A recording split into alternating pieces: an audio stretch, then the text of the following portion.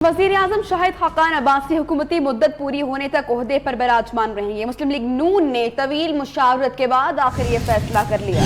चौधरी निसार वजारत न लेने पर इसरार कर रहे हैं तो इसहाक डार भी काबीना में शामिल होने से माजरत कर गए। मरी डूंगा गली में वजीर आला पंजाब शहबाज शरीफ की रिहाइशगाह पर इजलास 3 घंटे से जारी है। नुमाइंदा न्यूज़ जावेद बलोच हमें मजीद तफसीलात भी देंगे। जावेद, क्या फैसले हो चुके हैं और किन पर अभी मुशावरत जारी है? हम मौजूद हैं यहाँ पर नथिया गली में, जहाँ पर वज़ीर-ए-आला पंजाब शहबाज शरीफ की रिहाइशगाह पर ये बड़ा अहम इजलास जारी है। 3 घंटे हो चुके हैं। वज़ीर-ए-आज़म शाहिद खाकान अब्बासी यहाँ मौजूद हैं, मियां नवाज शरीफ यहाँ मौजूद हैं, शहबाज शरीफ भी यहाँ मौजूद हैं। आज फैसला ये होना था कि शहबाज शरीफ को वज़ारत उज़्मा का उम्मीदवार नामज़द किया जाए या नहीं, मुस्तकिल वज़ीर-ए-आज़म कौन होगा, शाहिद खाकान अब्बासी जो है वो कंटिन्यू करेंगे या वज़ीर-ए-आला पंजाब शहबाज शरीफ को जो है वो NA 120 से इलेक्शन लड़ा।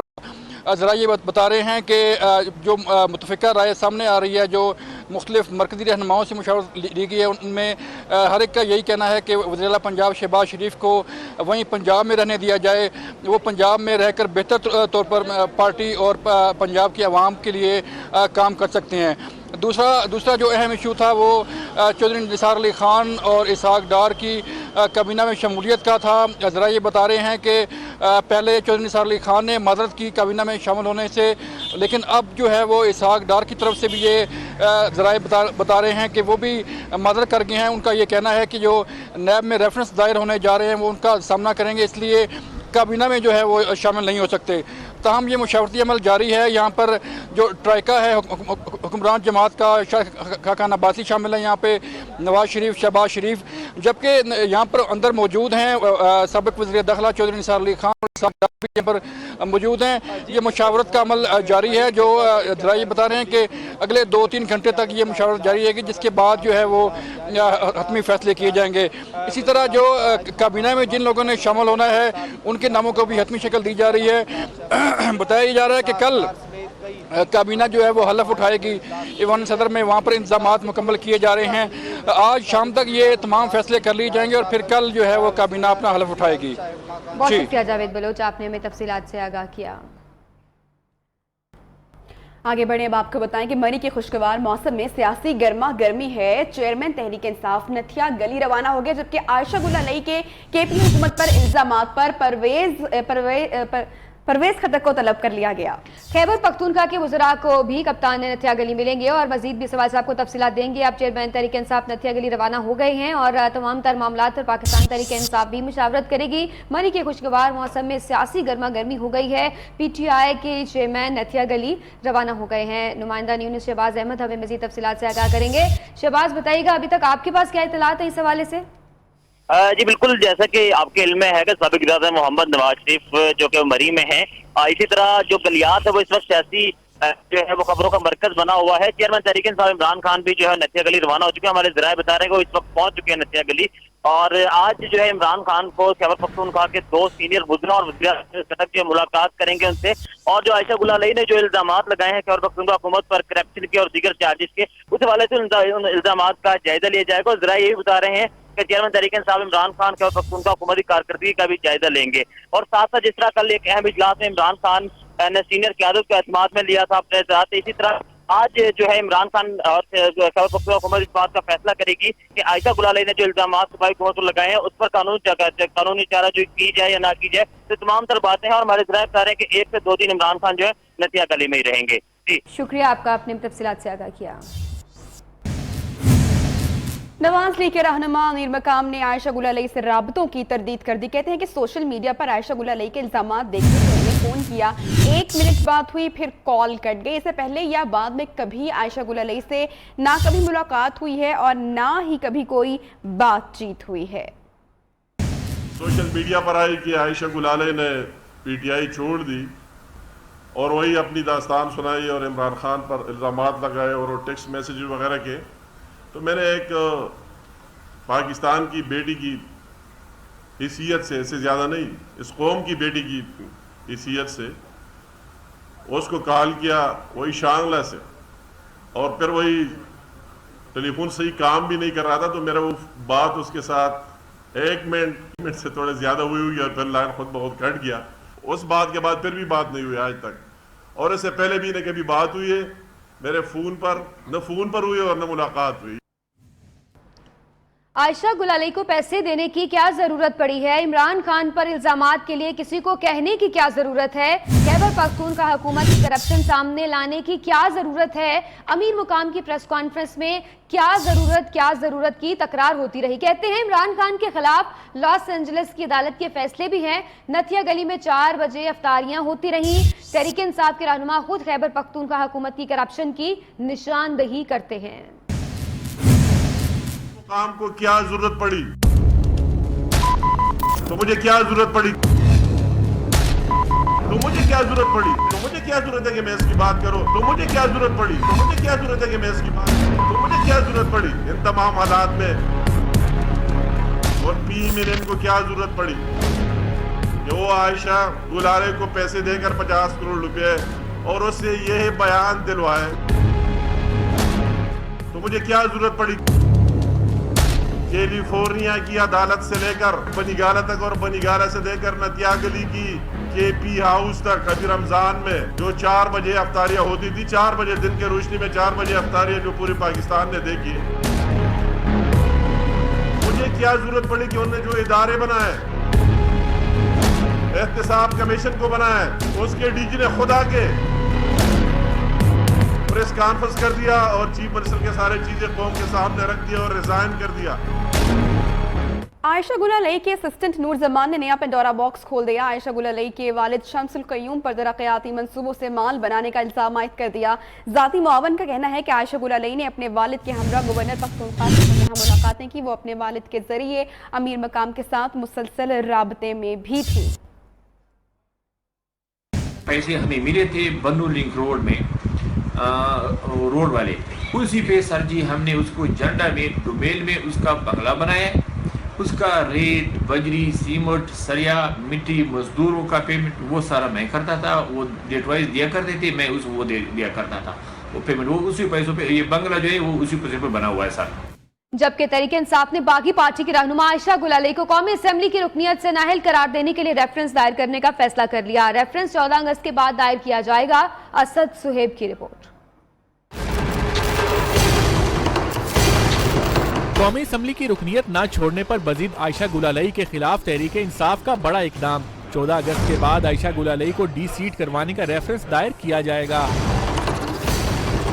तहरीक इंसाफ के रहनुमा फवाद चौधरी और दीगर कानूनी माहिरीन पार्टी की जानिब से रेफरेंस इलेक्शन कमीशन में दायर करेंगे। तहरीक इंसाफ के सेक्रेटरी जनरल जहांगीर तरीन ने गुज़िश्ता रोज आयशा गुलाली को शोकॉज नोटिस जारी करके नशिस्त छोड़ने का कहा था। ताहम आयशा गुलाली कौमी असम्बली की नशिस्त छोड़ने को तैयार नहीं। असद सुहेब, नियो न्यूज़, लाहौर। मुस्लिम लीग नून के रहनुमा हनीफ अब्बासी कहते हैं कि इमरान खान को इक़्तिदार तो मिलना नहीं, इज्जत ही बचा लें। 2018 के आम इंतखाबात से पहले रेहाम खान की किताब आ जाएगी, जिसके बाद सूरत हाल इस शेर जैसी हो जाएगी। घर को आग लग गई घर के चिराग से। हनीफ अब्बासी ने मजीद कहा कि लाहौर की खातून मलाइका के पास भी बहुत कुछ है। आपको इक़्तिदार पहले भी नहीं मिला, अब भी नहीं मिलना, आगे भी नहीं मिलना। इज्जत तो बचाएं। एक इज्जत है आपके पास है या नहीं है मुझे नहीं पता, ये लोगों ने फैसला करना है। मैं अपना कोई फैसला नहीं सुना सकता, लेकिन आपको जरूर आना चाहिए। ये छोटा इल्जाम नहीं है। इस इतने बड़े इल्जाम पे आपकी दुम पे पाँव नहीं आया। अभी तो मैं समझता हूं कि रेहाम खान साहिबा ने बड़ा आला ज़र्फी का मुजाहरा किया। मैं उनको सलाम पेश करता हूं। अगर वो किसी दिन किताब लिख दी उन्होंने इलेक्शन 2018 से पहले तो खान साहब क्या बनेगा आपका।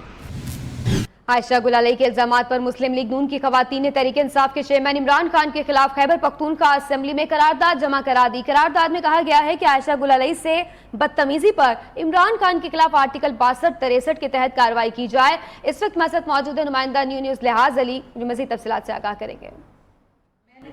जी, इस वक्त मैं खैबर पख्तूनख्वा असम्बली में हूँ। यहाँ पर आज मुस्लिम लीग नून की 3 खवातीन अरकान सूबाई असम्बली ने इमरान खान के खिलाफ एक करारदाद जमा की है, जिसमें मौक़िफ़ अपनाया गया है कि 62-63 के तहत इमरान साहब को नाअहल करार दिया और इस मामले की पूरी तहक़ीक़ात की जाए। इस वक्त हमारे पास मुस्लिम लीग नून की खातून रुकन सूबाई असम्बली आमना सरदार बीबी है। हम उससे बात करते हैं। जी आमना बीबी, बुनियादी तौर पर आप लोगों का मौक़िफ़ क्या है इस हवाले से? इमरान खान साहब के खिलाफ जो उन्होंने बात की है, या उनके इर्द गिर्द रहने वाले लोगों के खिलाफ जो उन्होंने कहा है कि उनके इर्द गिर्द का टोला, उस टोले के लोग या इमरान खान, किसी ने भी इनके साथ कोई भी बदतमीजी या बदतहजीबी की है और वो उसका सबूत भी देने पे तैयार हैं, तो हम चाहते हैं कि 62 और 63 आर्टिकल के तहत उनकी भी उसी तरीके से इस पर इतलाक किया जाए।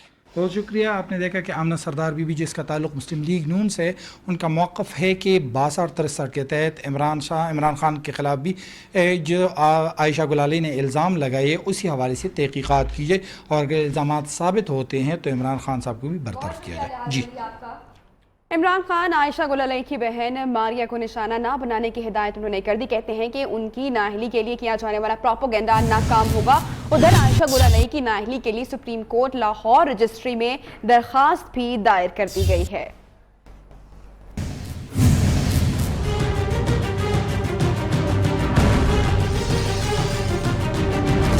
आयशा गुलाली की बहन को निशाना मत बनाएं, कप्तान की सोशल मीडिया के जरिए खिलाड़ियों को हिदायत। आयशा गुलाली के इल्जामात के जवाब में इमरान खान का कहना है कि उनकी नाअहली के लिए किए जाने वाला प्रोपेगेंडा नाकाम होगा। उधर आयशा गुलाली को नाअहल करार देने के लिए एक शहरी ने सुप्रीम कोर्ट लाहौर रजिस्ट्री से रुजू किया। दरखास्त गुजार का मौक़िफ़ है कि रुकन कौमी असम्बली ने अपने इल्जामात का कोई सबूत फराहम नहीं किया, लिहाजा वो सादिक और अमीन नहीं रही। इमरान खान ने मुस्लिम लीग नून पर केपी हुकूमत गिराने के लिए अराकीन खरीदने की कोशिशों का इल्जाम आयद किया है। दूसरी जानिब अमीर मुकाम ने दावा किया है कि वो पार्टी क़यादत इजाजत दे तो एक हफ्ते में पीटीआई की सूबाई हुकूमत गिरा सकते हैं।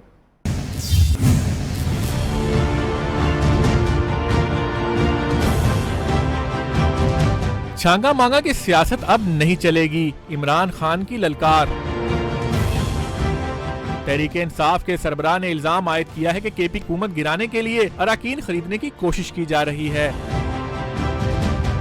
अपने ट्वीट में कप्तान ने वाजे किया कि मुस्लिम लीग नून जो करना चाहती है वही कर रही है, पीटीआई जवाब में ऐसी कोई पेशकश नहीं करेगी। कप्तान के इल्जामात पर अमीर मुकाम का दावा भी सामने आ गया। मुस्लिम लीग नून के रहनुमा का कहना है कि पार्टी की आदत इजाजत दे तो वो एक हफ्ते में केपी हुकूमत गिरा सकते हैं। मुझे लोग कहते कि मुझे क्या जरूरत है कि आप उसकी हुकूमत कब खत्म, मेरा कायद क्या है, तो इतना मुश्किल काम नहीं है, एक हफ्ते में फारिग करूंगा, मगर मुझसे बड़ा काम तो खुद वो कर रहे पीटीआई। अमीर मुकाम का कहना है कि असफन यार वली और मौलाना फजलुर रहमान से लेकर आफ्ताब शेरपाव तक हर एक को ये करप्ट कहते हैं, लेकिन उनका अपना किरदार क्या है दुनिया जानती है। चीफ जस्टिस मियां साकिब निसार ने पीटीआई फॉरेन फंडिंग केस में रिमार्क्स दिए हैं कि इमरान खान ऑफशोर कंपनी के मालिक हैं, ना ही मुंतजिम। जानना चाहते हैं कि लंदन फ्लैट का असल मालिक कौन है। जस्टिस उमर अता बंदियाल कहते हैं कि आइन सादिक और अमीन नहीं बल्कि ईमानदार और अमीन की बात करता है। अकरम शेख एडवोकेट ने मौक़िफ़ इख्तियार किया कि बनी गाला अराजी पर 4 मुख्तलिफ मौक़िफ़ अपनाए गए। तहरीक इंसाफ गैर मुल्की असासों की छानबीन होनी चाहिए। केस की समाअत गैर मुइना मुद्दत तक के लिए मुलतवी कर दी गई।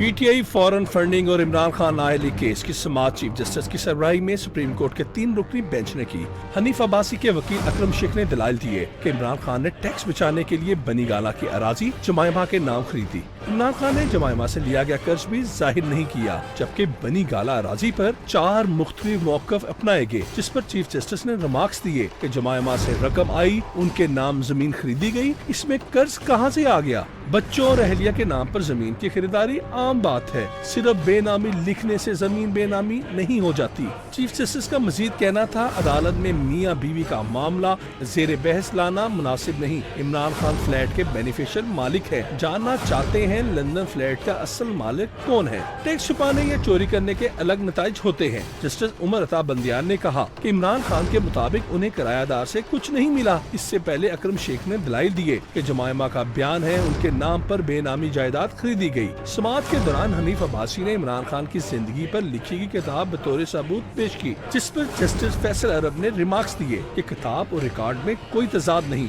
अकरम शेख ने कहा कि अदालत मुनासिब समझे तो पीटीआई असासों का मामला इलेक्शन कमीशन या किसी इंक्वायरी कमीशन को भेज सकती है। अकरम शेख के दलाइल जारी थे कि केस की समाअत गैर मुअय्यना मुद्दत तक मुलतवी कर दी गई। इमरान खान के वकील नईम बुखारी कहते हैं जजेस सच जानने के लिए सवाल करते हैं, किसी ऑब्जर्वेशन पर नहीं जाना चाहिए। सुप्रीम कोर्ट के बाद मीडिया से गैर रस्मी गुफ्तगू करते हुए उन्होंने कहा कि ऑब्जर्वेशन को फैसला नहीं समझना चाहिए, फैसला वो होता है जो जज लिखते हैं। जजेस छुट्टियों पर जा रही हैं और अकरम शेख साहब जज पर समाअत अब सितंबर में होगी। सहाफी ने नईम बुखारी से सवाल किया कि केस मुअक्कल बार है या वकील, जिस पर नईम बुखारी ने कहा कि आप मुझे सितंबर में मिलना तब बताऊंगा। जजेस से कोई रिमार्क कोई जजेस ऑब्जर्व करते हैं सच जानने के लिए, किसी ऑब्जर्वेशन पे नहीं जाना चाहिए यार। जज साहबान जब पूछते हैं वो कोई इबहाम है किसी वकील के दलाइल में तो उसको क्लैरिफाई करना चाहते हैं। So let's not take any observation कि ये जज साहब का फैसला है। फैसला वो होता है वो जो लिखते हैं। दूसरी जानिब मुस्लिम लीग नून के रहनुमा दानियाल अजीज का कहना है कि आज केस में धमाका खेज इंकशाफात हुए। इमरान खान लंदन फ्लैट का किराया वसूल करते रहे, किराएदार ने केस दायर किया था, फ्लैट से वसूल किया गया किराया जाहिर नहीं किया। ये वो कागजात हैं जो इमरान खान ने खुद जमा करवाए। मीडिया से बातचीत करते हुए उन्होंने कहा कि पहले कहा कि आमदन, अब कहते हैं कर्जा लिया। इमरान खान अदालत में बयानात तब्दील कर रहे हैं। इमरान खान के पास अपना कोई रिकॉर्ड नहीं, 1970 का रिकॉर्ड 1984 में बनने वाली कंपनी तस्दीक कर रही है।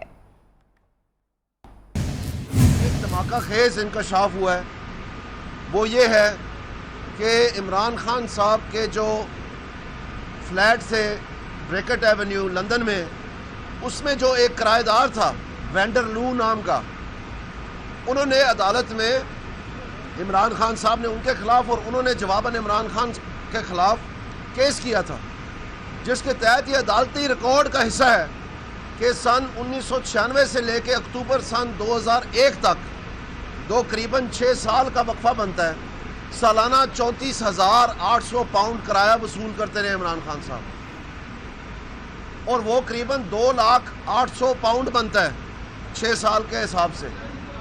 वो 2,08,000 पाउंड जो हैं वो ना एमनेस्टी स्कीम में डिक्लेयर हुए हैं और ना ही वो किसी और इनकम में डिक्लेयर हुए हैं, जबकि इमरान खान के अपने एफिडेविट में ये वाज़ेह तौर पर लिखा है कि वो पैसे वो वसूल कर रहे थे और उन पैसों में से वो खर्चा।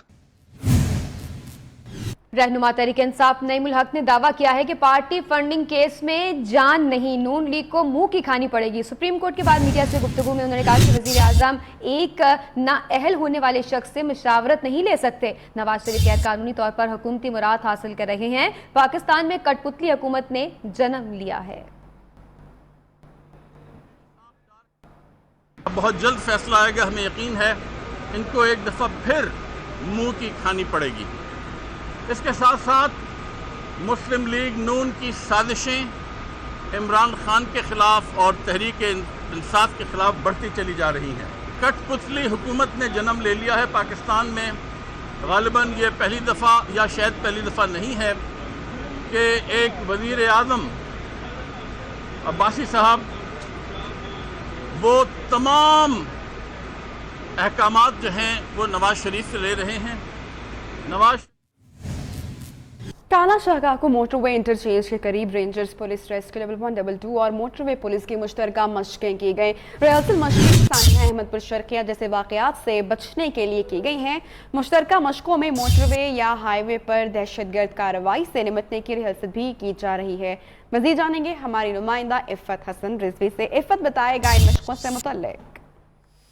जी बिल्कुल, मोटरवे इंटरचेंज काला शाकाकू के करीब rangers police rescue 1122 motorway police ने आज मॉक एक्सरसाइजेस की हैं। इनका मकसद सानिया अहमदपुर शर्किया जैसे वाकयात जिसमें कि आग लगने से बड़ा नुकसान हो सकता है उनको निपटने के लिए की हैं, जिसमें आग को बुझाने की एक्सरसाइज की गई। साथ ही दहशतगर्दी के वाकयात जो कि कौमी शाहराहों पे पेश आ सकते हैं मुमकिन तौर पर, उनसे बचने की भी रिहर्सल की गई। जी बहुत शुक्रिया इफ़त हसन रिजवी, आपने हमें अपडेट किया।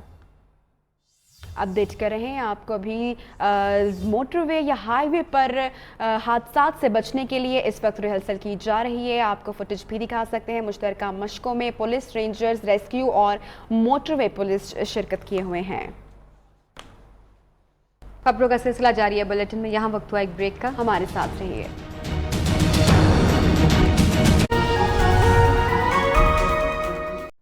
अहम खबर आप तक पहुंचाएं। इस्लामाबाद हाई कोर्ट में साबिक वजीर आजम नवाज शरीफ का नाम ECL में डालने से मुतालिक दरखास्त समाअत के लिए मंजूर कर ली गई। केस की समाअत अब पीर को होगी। केस की समाअत पीर को होगी। इस्लामाबाद हाई कोर्ट का सिंगल रुकनी बेंच इस दरखास्त की समाअत करेगा। इस सवाल से आपको मजीद अपडेट्स भी देंगी। अभी तक के इत्तलात के मुताबिक इस्लामाबाद हाई कोर्ट में साबिक वजीर आजम नवाज शरीफ का नाम ECL में डालने से मुतालिक दरखास्त समाअत के लिए मंजूर कर ली गई है। अब इस केस की समाअत पीर को होगी। हुसैन अहमद नुमाइंदा न्यूज़ हमें मजीद तफसीलात से आगाह करेंगे। जी हुसैन। जी बिल्कुल, साबिक वज़ीर आज़म नवाज शरीफ और उसके खानदान का नाम ECL में डालने के हवाले से दरख्वास्त जो है वो समाअत के लिए मुकर्रर हो गई है। दरख्वास्त जो है वो एडवोकेट रईस अब्दुल वाहिद ने दायर की थी और रजिस्ट्रार ऑफिस ने उस पर एतराज़ात लगाए थे, जिसके बाद आज रजिस्ट्रार ऑफिस की जानिब से एतराज़ात दूर कर दिए गए हैं और चीफ जस्टिस अनवर कासी को दरख्वास्त भिजवा दी गई है, जो कल जो है वो तकरीबन ये हतमी फैसला हो जाएगा कि कौन सा बेंच जो है वो पीर के दिन ये सुनेगा। दरख्वास्त में मौक़िफ़ इख्तियार किया गया था कि शरीफ खानदान और इसहाक डार कैप्टन सफदर जो हैं वो चूंकि नैब रेफरेंस में मुलविस हैं और सुप्रीम कोर्ट के हुक्म है, लिहाजा वो अगर मुल्क से बाहर जाएं तो वापस आने का उनका चांस नहीं है, लिहाजा उनका नाम ECL में डाला जाए। जी शुक्रिया हुसैन अहमद, आपने हमें तफसीलात से आगाह किया। मरी सियासी सरगर्मियों का मरकज या सियाहती सरगर्मियों का गढ़, क्या करना है, किसको काबीना का हिस्सा बनाना है, वजारत उज़्मा की पग शहबाज शरीफ के सर पर रखनी है या नहीं, नून लीग की क़यादत अहम फैसले करने के लिए गवर्नमेंट हाउस से चांगला गली और अब डूंगा गली पहुंच गई। वज़ीर आज़म समेत अहम रहनुमाओं की मलिका कोहस्तार की सड़कों पर आनियां जानियां जोरों पर हैं, तो सयाहों का मजा भी प्रोटोकॉल की नजर होता रहा। मजीद आपको दिखाएंगे इस रिपोर्ट में।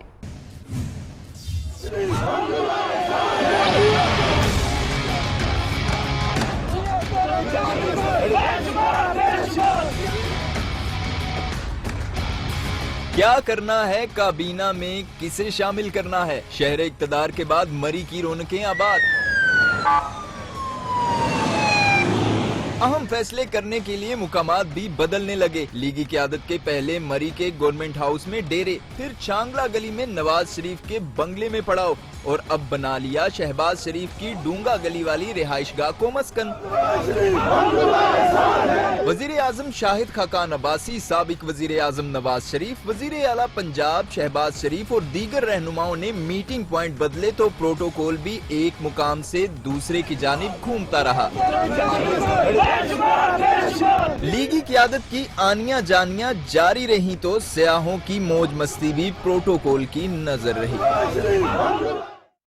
मरी में एक तरफ सियासत गर्म है तो दूसरी जानिब मौसम की दिलकशी उरूज पर है। बादलों ने पूरी वादी को अपनी लपेट में ले रखा है। सयाहों की बड़ी तादाद मरी पहुंची है। सयाहों के रश की वजह से अक्सर मकामात पर ट्रैफिक का निजाम भी मुतासर दिखाई दे रहा है। इस वक्त मौसम और ट्रैफिक की सूरत हाल क्या है, ये जानेंगे हमारे नुमाइंदे सईद ताज बुखारी से।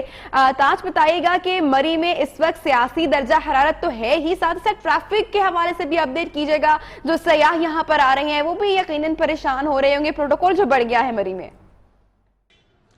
जी इस वक्त हम मरी के मलका कोसार मरी के दिल मार रोड पर खड़े हैं। यहाँ पे इस वक्त खूबसूरत मौसम है और दुनिया जो है वो गर्मी के सताए हुए लोग इस वक्त मरी में मौसम को एंजॉय करने के लिए आ रहे हैं। आए हम इन लोगों से पूछते हैं, ये हमें बताएं कि मरी के बारे में इनके क्या तासुरात हैं। जी मरी का मौसम बहुत खूबसूरत है। मैं सरगोदा से आई हूँ। बेसिकली सरगोदा में बहुत गर्मी है, लेकिन मरी में आके बहुत अच्छा लगा। हम मरी का मौसम एंजॉय कर रहे हैं और मरी का मौसम हमेशा ही अच्छा होता है और आज तो इस एक्चुअली बहुत ही अच्छा है। हम इन बहन से पूछते हैं, यह हमें बताएं कि मरी में इनको कोई यहाँ पे रिहाइश की, खाने पीने की चीज़ें कैसी लगी हैं, इस सिलसिले में इनसे भी सवाल करते हैं। जी माशाल्लाह बहुत अच्छा मौसम है आज, स्पेशली आज, और कोई खाने पीने का कोई इशू नहीं है। बहुत अच्छा फूड है और बच्चे भी इंजॉय कर रहे हैं, हम सब इंजॉय कर रहे हैं और सिर्फ थोड़ा सा ट्रैफिक का इशू है। जी जैसा कि आपने देखा है, इन्होंने बताया है कि यहाँ पे ट्रैफिक के मसाइल हैं। चूंकि मरी एक छोटा सा शहर है और यहाँ पे ट्रैफिक जो है वो पार्किंग के लिए लोगों को जगह जो है वो दस्तयाब। बहुत शुक्रिया सईद ताज बुखारी, आपने हमें अपडेट किया। मजीद अहम खबरें एक ब्रेक के बाद। न्यूज़ के साथ रहिए। Welcome back. कराची में एक मरतबा फिर पोलियो वायरस ने खतरे की घंटी बजा दी। महकमा सेहत के मुताबिक शहर के 3 मकामात से पोलियो के पॉजिटिव सैंपल पाए गए हैं। नॉर्थ कराची का खमीसो गोट, गेटअप टाउन की मच्छर कॉलोनी और सहराब गोट के इलाकों में पोलियो फैलने का खदशा जाहिर किया जा रहा है। कराची के 3 मकामात जहां पर पोलियो के पॉजिटिव सैंपल्स पाए गए हैं। बात करेंगे हमारे नुमाइंदे हामिदुर रहमान से। हामिदुर रहमान, बताइएगा कौन कौन से इलाके हैं जहां पर पोलियो वायरस होने की तस्दीक हुई है? हाँ जी, कराची में रवां साल अब तक पोलियो का कोई केस तो सामने नहीं आया है, लेकिन गुज़िश्ता महीने जो है पोलियो फिर पानी वहाँ से सैंपल ले गए थे से जो है वो आज मौसूल हो गए, जिसके मुताबिक कहना है कि 3 मकाम ऐसे हैं जहाँ से पोलियो भी उन 3 मकाम पर अब भी पोलियो का वायरस जो है वो मौजूद है, जिनमें जो नॉर्थ कराची का खमीसू गोट है, गडाब टाउन की मच्छर कॉलोनी है और सोरान गोट शामिल है। वो इलाके हैं जहाँ माली में भी पोलियो केसेस सामने आते हैं और यहाँ पर अब जो है आज जो है पोलियो ये हसास यूनियन काउंसिल भी हैं और यहाँ आज जो है महकमे सेहत की जानिब से जो है पोलियो कैंपेन शुरू की गई है, जो 8 अगस्त तक जारी रहेगी और वहाँ पर सिक्योरिटी में आज जो है पोलियो कैंपेन जारी की है। जी बहुत शुक्रिया हामिदुर रहमान आपका। सदर आजाद कश्मीर सरदार मसूद खान कहते हैं मकबूजा कश्मीर में कश्मीरियों की नस्ल कुशी की जा रही है। हुर्रियत रहनुमाओं पर मन घड़त इल्जामात लगाए जा रहे हैं। कश्मीर में पुरअमन तहरीक के साथ जो हो रहा है उस पर नजर है। सदर आजाद कश्मीर सरदार मसूद खान इस्लामाबाद में बरतानवी पार्लियामेंट के वक्त के हमरा प्रेस कॉन्फ्रेंस कर रहे थे। सूरत हाल मुसलसल मकबूजा कश्मीर में बिगड़ रही है। वहाँ इस वक्त पकड़ धकड़ जारी है, सियासी बुनियादों के ऊपर इंतकाम लिया जा रहा है और लोगों को कैद किया जा रहा है।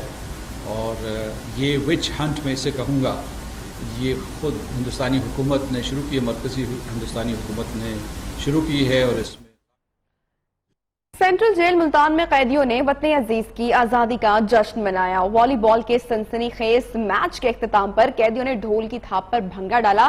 पुलिस एहलकारों ने भी खूब रंग जमाया। जेल में आजादी का जश्न, कैदियों ने ढोल की थाप पर खूब भंगड़े डाले। आजादी के पुरमसरत मौका पर सेंट्रल जेल मुल्तान में कैदियों के दरमियान वॉलीबॉल का सनसनीखेज मैच हुआ। फातेह टीम के कप्तान को इनाम से भी नवाजा गया। मैच के बाद आजादी का जश्न मनाया गया। ढोल की थाप पर कैदियों ने खूब भंगड़ा डाला। इस मौका पर पुलिस एहलकारों ने भी खूब रंग जमाए। और अब न्यूज़ स्पोर्ट्स।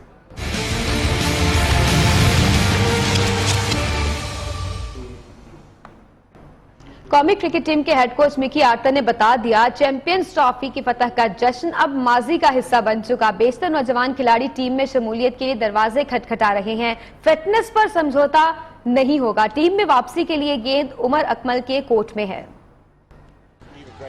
कौमी क्रिकेट टीम के हेड कोच मिकी आर्थर का कहना था कि नंबर 1 टीम बनना हदफ है। चैंपियंस ट्रॉफी की फतह को खूब एंजॉय किया, अब दोबारा काम शुरू करना है। टीम अच्छे ट्रैक पर है। 22 अगस्त को कैंप शुरू होगा। After the Champions Trophy, because it was a phenomenal achievement by all of them, and I'm so proud of the way they.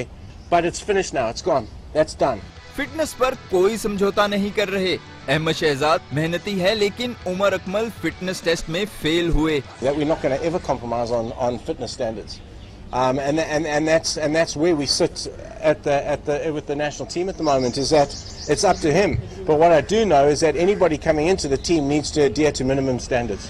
Head coach ने कहा कि वहाब रियाज अच्छे बॉलर हैं, लेकिन नौजवान फास्ट बॉलर का बड़ा बेंच बन चुका है। अजहर, बाबर, असद शफीक, समी असलम और उस्मान मिसबा और यूनुस की जगह लेने के लिए तैयार खड़े हैं। कैमरामैन ख्वाजा फहीम के साथ इब्राहिम बादेस, नियो न्यूज, लाहौर।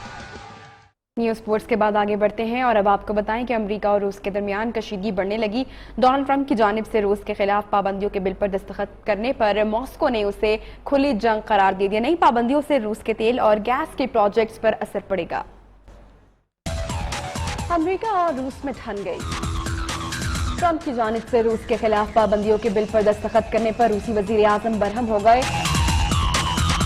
रूसी वजीर आजम ने अपनी ट्वीट्स में लिखा कि अमेरिका ने पाबंदियां लगाकर तजारती जंग का ऐलान किया है। नई अमेरिकी इंतजामिया के साथ ताल्लुकात बेहतर होने की उम्मीदें खत्म हो गई। नई पाबंदियों पर ईरान का कहना है कि ये जौहरी मुआहिदे की खिलाफ वर्जी है और तेहरान इसका मौजूद जवाब देगा। नए कानून के तहत रूस और ईरान समेत शुमाली कोरिया पर भी पाबंदियां आयद की गई। हांगकांग की 9 साला सेलियन का अमेरिका हैज गॉट टैलेंट में गुलकारी का शानदार मुजाहरा। लड़की ने अपनी मशहूर कुन आवाज से जजेस और नाजरीन पर सहरदारी कर दिया।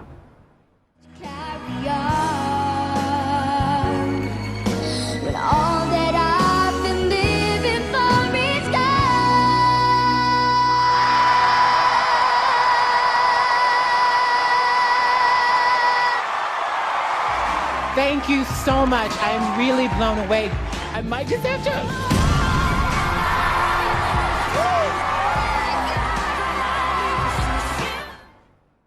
न्यूज़ बुलेटिन सब तक के लिए इतना ही। देखते रहिए न्यूज़।